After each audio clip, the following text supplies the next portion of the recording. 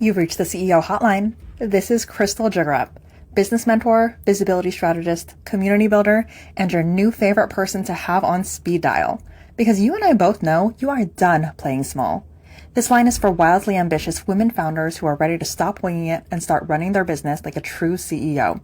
We're talking raw, unfiltered strategy, real case studies, and some seriously ceiling-shattering powerhouse CEOs dropping in on the line. So stay on, because this call, it's about to change your business. Don't hang up. Hey everyone, welcome back to another episode of the CEO Hotline. This is a solo episode today, and I am going to talk all things clarity. This is one of my favorite things to talk about because this is something that you absolutely need as a business owner. And I know that this is also the last solo episode that I spoke about a few weeks ago was on all things how I got started in the entrepreneurial world, what my journey has looked like. And this is going to give you a more in-depth look of how I actually built the community and how that ultimately turned into me offering private mentorship and the way that I support my clients. And I want you to be able to have that really in-depth look at the way I'm building and also be able to use this as a reflection point for you so that you can really reflect on how you're showing up, how you are being intentional with building your business, how you are even perceiving what your business is supposed to be, is supposed to look like, is supposed to feel like. So when it comes to clarity, I always say that there are two types of clarity. There's the first type of clarity, which is clarity enough to actually move. And then there's the second type of clarity, which is the clarity that you get by doing. I've been on so many podcasts. I've listened to so many podcasts. I've been on so many panels. And there's always this question of what would be your one piece of advice to give to other entrepreneurs out there or other aspiring entrepreneurs out there? And more often than not, that piece of advice is just start. Just start. And yes, that is a big piece of it. You need to start. You need to be able to move, but you also need to have just enough clarity to get started. And I think that's what holds a lot of people back from taking the leap, is that they feel like they don't have enough clarity to take the leap of faith, to be able to pursue something because they don't know exactly what it's going to look like. They don't know exactly what's all involved. They've never had a business before. They don't even have an audience or clientele or whatever that looks like. But I am here to tell you that you need just enough clarity to start. I don't care what that clarity looks like. If you know that you love baking and you would love to have a business and get paid to bake for other people because you just love it. You love making cupcakes. You love gathering people around the dinner table or your fabulous kitchen island or at the park when your kid has birthday parties and you just know that you want to have a business where you can bake and people would pay you for it. That is enough clarity to start. I need you to go out there, claim it out loud. Hey, I'm going to start selling cupcakes. This is what I'm doing. And then allow yourself to figure it out along the way. You do not need to know what your next 5 years looks like. You do not need to know what your next 10 years looks like. When it comes to business plans, this is where I might be a little bit unconventional. There are probably some people that are going to argue with me here.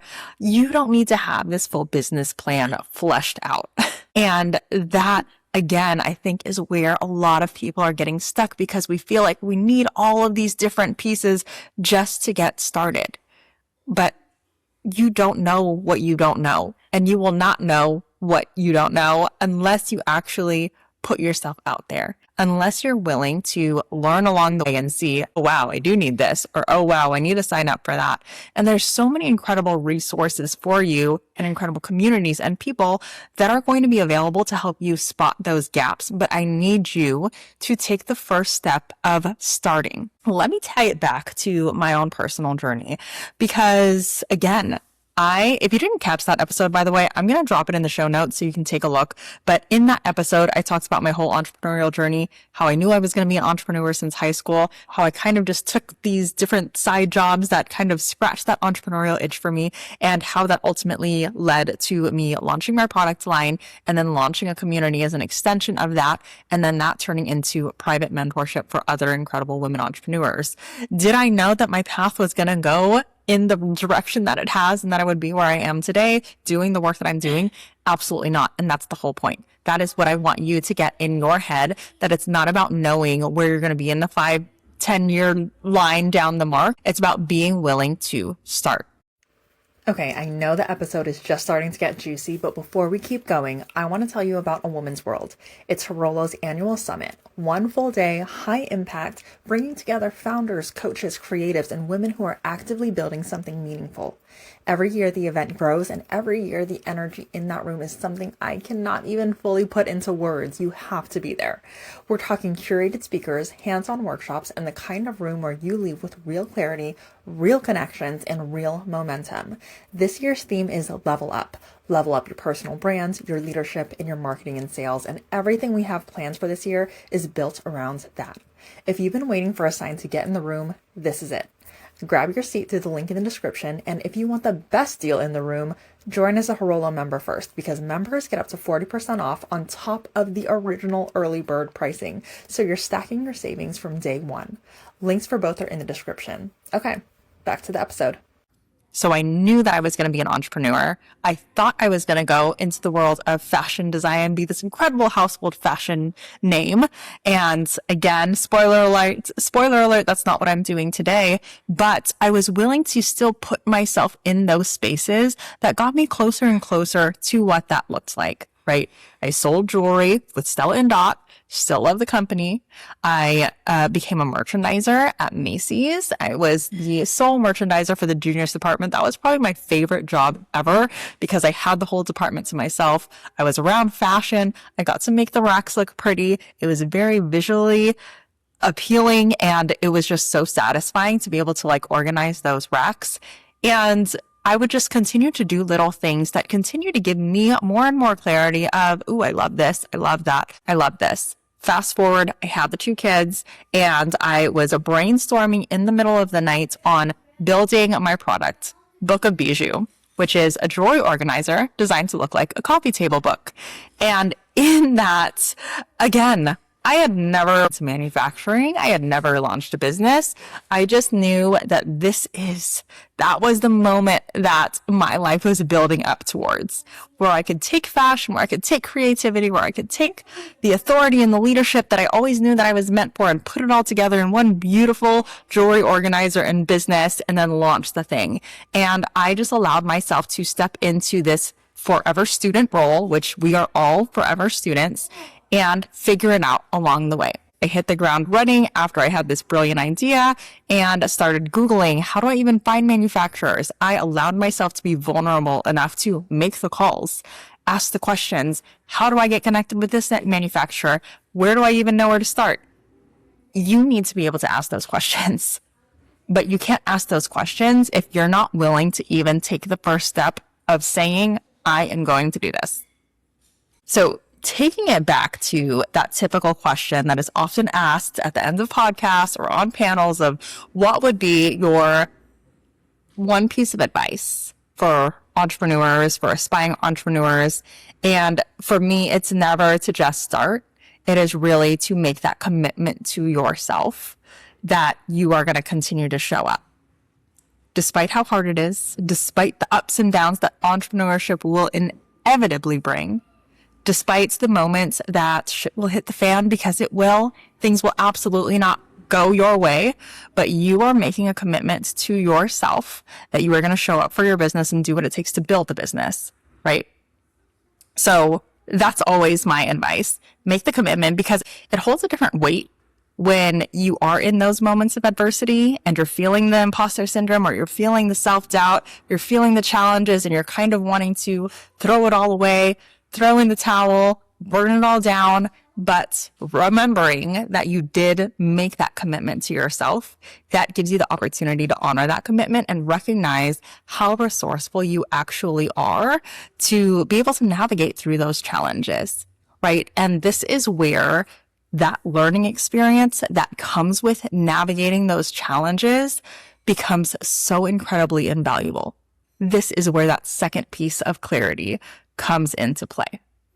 Because of course you wouldn't have been able to know exactly what you need and know every single step along the way because you've never done it before. You can read all the books, you can listen to all the podcasts, but those do not hold a candle to you actually being in it, to you actually being willing to go through the motions, to claw your way through the mud and up the mountain and actually figure it out with your bare hands.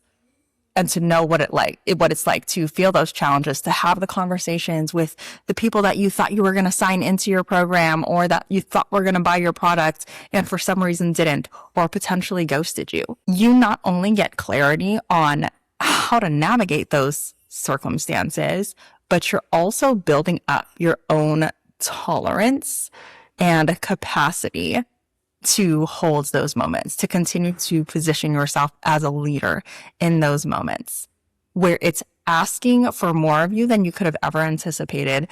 I always say, and I know so many other people always say, entrepreneurship is the biggest personal development journey that you will ever go on.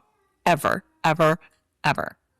And you have to be willing to not be the smartest one in the room, not be the most creative one in the room, not be the most successful person in the room. You have to be willing to not only recognize how powerful you are, but recognize how much more there is still for you to learn. And when you can merge those two together, that is where the magic is, because you're not dimming your own light as, oh, I'm just a beginner. Oh, I don't know what I'm doing. But you recognize how powerful you are. You recognize how delicious your cupcakes are and how happy they make people. You recognize the transformation you're able to offer through your coaching or your consulting services or therapy that you're able to offer. You recognize the transformations you're able to make to your client's skin if you sell beauty products. But you also recognize there's still so much that I want to learn because I want to continue bettering my products. I want to continue expanding on what I'm able to offer my clients and customers and their experience when they enter my world. And the more you can be in that forever student mindset and surround yourself with the people that are doing it, with the people that are 10 steps ahead of you or even one step ahead of you, and practice that discernment of recognizing what is going to make sense for you and for your brand and what you do envision for yourself 5 to 10 years down the line. Even if you don't quite know still what that looks like, the better off you're going to be because you get to continue to refine. I want to take a pause and ask you a really quick question. Are you still building your business in isolation? Listen, you do not have to do that anymore, okay? I built Herrolo, our women's entrepreneurial community, because I knew I didn't want to go into business alone. And I'm tired of seeing other women entrepreneurs still building their business alone. This is a community based on real connection, real resource sharing, and a network of women who actually want to see you win. We're not just here for the superficial follows online and the surface level conversations. We have virtual workshops, mastermind calls, a members only platform, and we also host in-person events here in the Bay Area, and we're continuing to expand across the US every month.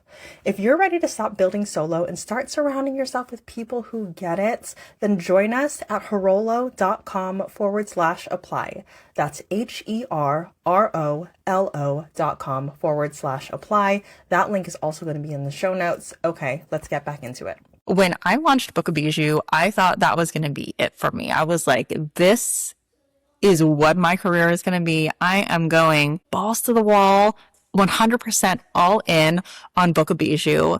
And in waiting for the manufacturer to get its act together and execute on production and deliver my inventory, that's when I really started thinking about community and recognizing if I'm going to launch this business for myself, I really want to be surrounded by some incredible women that are also doing it because I didn't have that network around me. Talked a lot about this in that last episode, that last solo episode where I was talking about my entrepreneurial journey.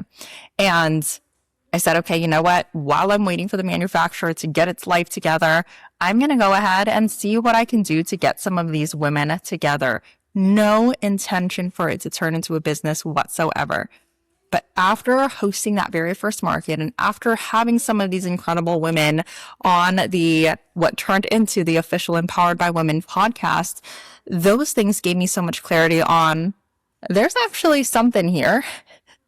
There's clearly a space, a demand for spaces like this that I've created with our very first Women's Empowerment Summit. People are literally telling me we need more of this. There's clearly something that absolutely lights me up about being in these spaces and about curating these spaces. And on the podcast side of things, that gave me so much clarity on my love for speaking, which is actually so interesting. And this one is for all of my quiet or introverted folks out there that are listening to this episode, that are catching the live on TikTok, that are in my world. Because I grew up as the weird kid. I grew up as the outside of the box thinker, the one that always felt like there was some kind of disconnect there between the life that I knew I was meant for and the life that I was actually living. And that disconnect made me become the weird kid with friends. So I'm not going to lie and say like my childhood was miserable and I was like lonely and had no friends. I had some amazing friends, but I was also like this weird kind of quiet introverted kid. And it was hard for me to get really, really close to people. And that's because I never felt fully myself or that I could be myself in rooms full of people that I still loved, that I loved being around, that I had fun, but I always knew my mindset was a little bit different, right? And whoops, I don't even know where I was going to go with this story. But those moments of being able to finally see that choice when I launched my business, Book of Bijou, and that choice of, you know what, I'm finally going to start living life my way. And I'm done checking all of society's boxes, and I'm going to let people in on a little bit of who I am and what I love to do. Oh, speaking, that's why I brought it up. It's been, and it continues to be this really beautiful and also very, very intriguing process of, I actually do love speaking. And I do love being in front of rooms, and I do love people listening to me and being able to hold that attention and being able to engage people. And I think I just never had that space when I was younger that I felt safe enough to be able to share my voice. And because of that, because I didn't have that safe space, or because I didn't have these people around me that I thought that I could share my wildest dreams with, because they weren't these audacious dreamers, right? If you're in the world of entrepreneurship and you're surrounded by a whole bunch of 9-to-5 thinkers, the way that you think is completely different. You cannot have those same types of conversations. So my voice when I was younger was very suppressed by choice, but also maybe subconsciously not by choice, just because I didn't feel like I had that safe space. So diving into entrepreneurship or into podcasting and having people actually resonate with the things that I had to say, and also tell me like, you're a really great interviewer, you're a great speaker. It was mind blowing, to say the least. And it's really, really cool to reflect on that journey of what my transformation as a speaker has looked like. I actually remember first jobs was this internship for Filipinos for Affirmative Action. And we were very much in the community space, and we would host events and gather the community. And there was one of our first events that I volunteered for, or I guess I was a paid intern, so it wasn't a volunteer role, but I was on the mic. I don't know if I was the MC or what, but I would remember I was trying to intro someone to come on stage, and I didn't have any mic skills. Back then, I was still the shy, quiet, introverted me. And when I got off stage, it was hilarious. That's actually like kind of cringe thinking about it. I'm pretty sure I was like whispering on the mic at some point because I was trying to get the person that was supposed to be speaking to come on stage. Anyways, I got off stage, gathered with my friends that attended the event to come support me. And I remember one of my friends at that time, actually, I don't know if he said it directly to me or if he said it under his breath or to another friend while I was there, but he said, no mic skills, quote unquote, no mic skills. He was probably right back then. So I'm not holding a grudge or anything. I'm not letting that mean anything about me now, but just thinking about that moment and comparing it to where I am today, where I have this podcast, where I've spoken on multiple stages, where I've spoken on multiple podcasts, where I love being able to pour into the women around me. I lead mastermind calls all day. I've done multiple workshops for SCORE and for other women's communities, and I love speaking. And I would have never gotten that clarity had I not allowed myself to be in the space and to do the work. And even in those initial moments, in those initial conversations where I invited some random women that I decided to host a giveaway on IG with to join me on this unofficial interview that ultimately turned into our podcast, with no intention from me thinking that, yes, I was going to be a professional speaker and that I was going to pursue podcasting long term or pursue speaking on stages, but really just as I know that I want to connect. I know that I want to build these relationships. I know that I want to understand their stories simply by me doing and choosing to explore and choosing to have fun. That has opened up this speaking world to me. And it has also allowed me to recognize the power of my voice, the power of how I show up, the power of what I like to call my quiet power. It's a way that I describe my own authority, because I think naturally when we think of community builders, when we think of podcast hosts, when we think of people that love to be on stage, we think of people that are incredibly extroverted, people that have incredibly high energy, people that are really just naturally loud. And that's just not always who I am. I do get very energized by those spaces and I love being in it. And I think I'm high energy. This is me being high energy right now. So you can have your opinions on that. Let me know if you feel like I'm high energy or if I'm absolutely not. But this is high energy to me.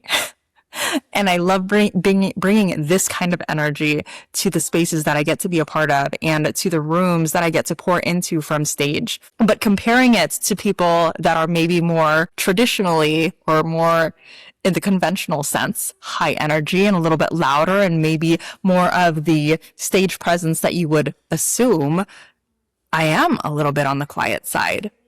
But that doesn't mean that I can't still honor the way that I show up, recognize my own power, recognize the power of the message that I have to share and the way that I communicate it, and know that that is a strength. Yes, maybe I talk a little bit quieter. Yes, maybe I don't talk like super rapid speed and I'm not like in your face high energy, but I have, through time and repetition and putting myself in these vulnerable spaces, recognized how powerful my voice is and the way that I'm able to share the things that I want to share with you. And I am grateful to be able to say that I've had so much incredible feedback from the way that I do host interviews or have the podcast or facilitate our mastermind calls or my coaching calls, or take up the stage, where that quiet power, even though no one's necessarily put it into those exact words, I know that quiet power is felt. One of the pieces of feedback that I got that I absolutely loved was like, the way that you speak, it's like, it feels high energy, but it just makes me want to get shit done. And that's really all that I can ask for. I just want you to take everything that I'm saying, absorb it, and then go and do the work and show up.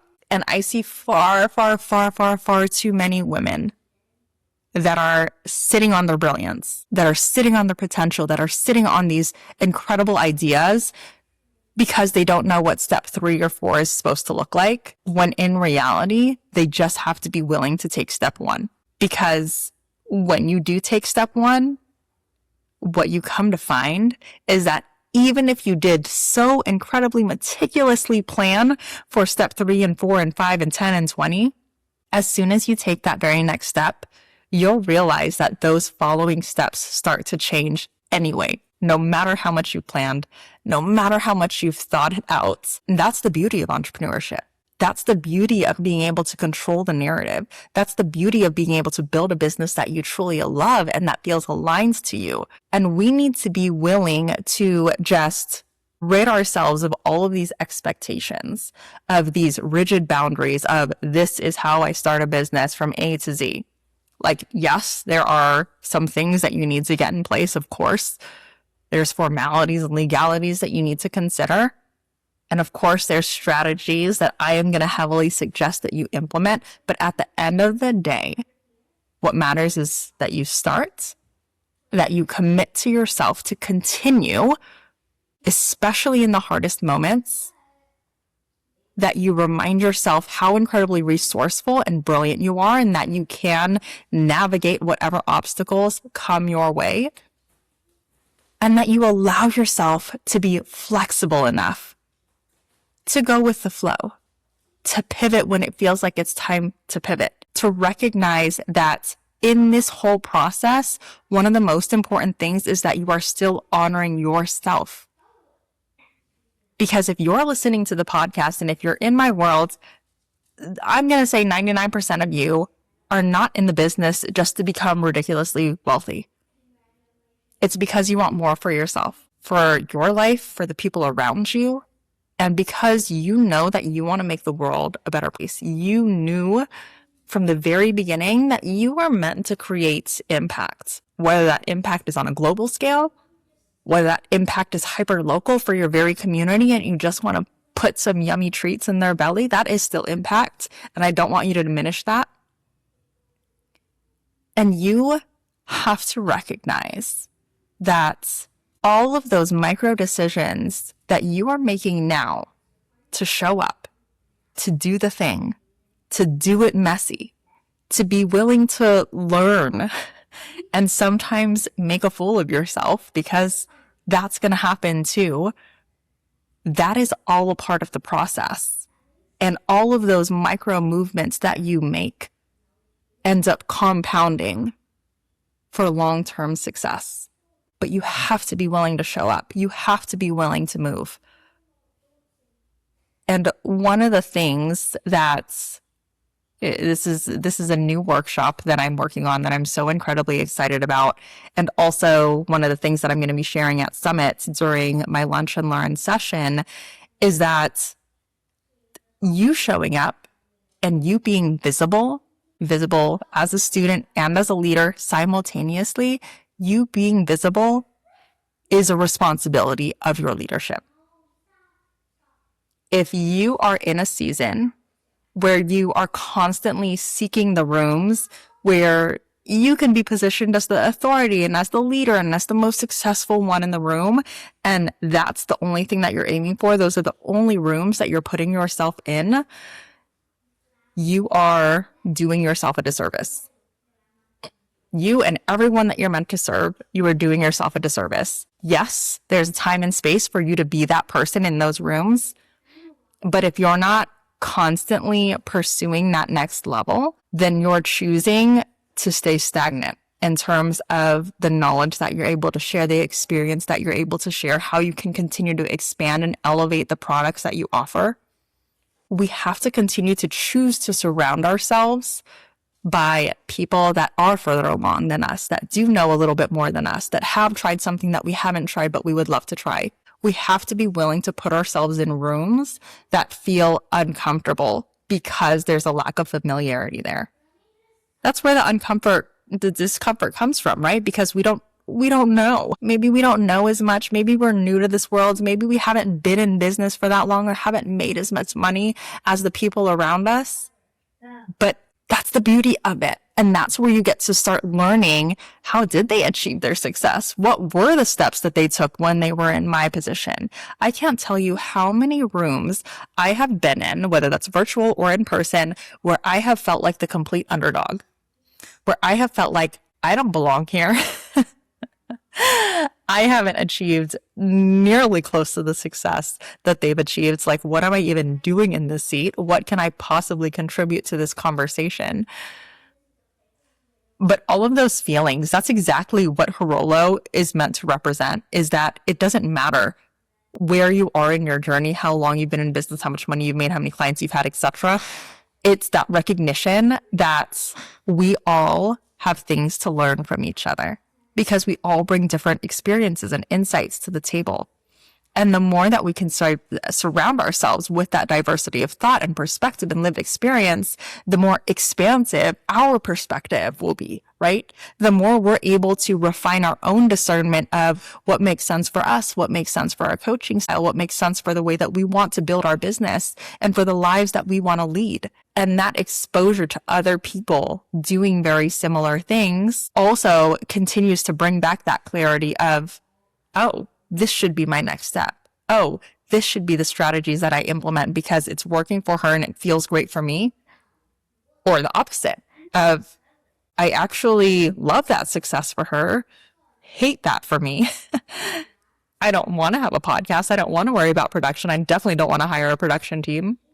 I don't want to have to travel and fly out for different speaking engagements. It looks really fun, but now that I'm in it, now that I'm surrounded by women that do that, now I know that that's actually not meant for me when I thought that's where I wanted to pour all my time and energy.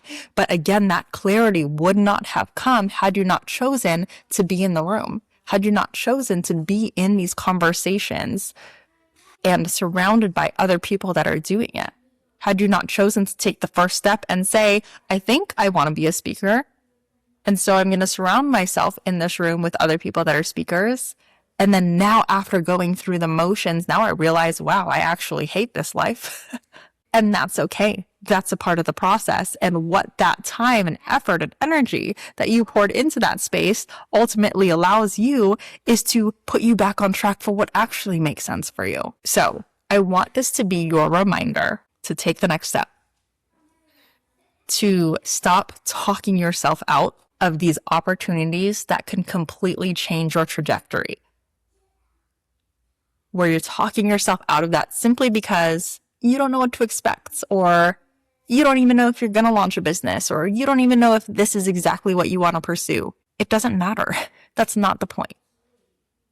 The point is that you're giving yourself the opportunity to try, to learn, to experiment, to have some fun, to bring some flow into your business, and then take whatever lesson you're able to take from putting yourself in that room, and then help use that to give you more evidence and insight into what your next move should be. If life was just completely laid out to us, like these are your next 20 steps, like, okay, great, maybe success would be a little bit easier, but would you have fun doing that? I don't think you would. I think that would ultimately just be you, okay, showing up, checking the boxes, living this very monotonous hamster wheel life of just showing up on autopilot. The beauty is in the journey. The beauty is in the learning. The beauty is in even in the hardest moments where you're like, this isn't working, where maybe your career confused, where maybe you're finding yourself in a very pivotal transitional season and one part of you has to die for the next part of you to grow. That's the beauty of it. And I hope that you all walk away from this episode recognizing that there's so much beauty in that, despite how hard it can be to go through those seasons, despite how hard it can be to put yourself into those rooms. Have the clarity to move, make that choice to move, make that commitment to keep moving, and then have fun as you get more and more clarity of what your second and third and fourth step should be. I think I'm going to cut it there. This episode was absolutely on a whim. I was actually supposed to be recording with someone today, but they were having some technical issues on their end. And I figured, you know what? I'm already ready. Why don't we go ahead and just record an episode? And I'm glad that I was able to share some of this today because I am done seeing so many brilliant women like you staying stuck. And I want you to start showing up for yourself. And I want you to recognize that you have all the tools at your disposal to be able to do that. And that you are the leader and the woman that you think you are. And then that highest version of yourself, 5 years, 10 years down the line, you get to embody her now. You get to make choices as her now. You get to move as her now. But you do have to move. So If you enjoyed this episode, I would love any kind of engagement. Do all the things in all the places. Follow us on Spotify, on YouTube, hit the ratings, drop some comments, share some love. And if you want to continue the conversations in my DMs on Instagram, definitely do that. My DMs are always open. I love connecting with incredible women like you. And other than that, I will see you next week.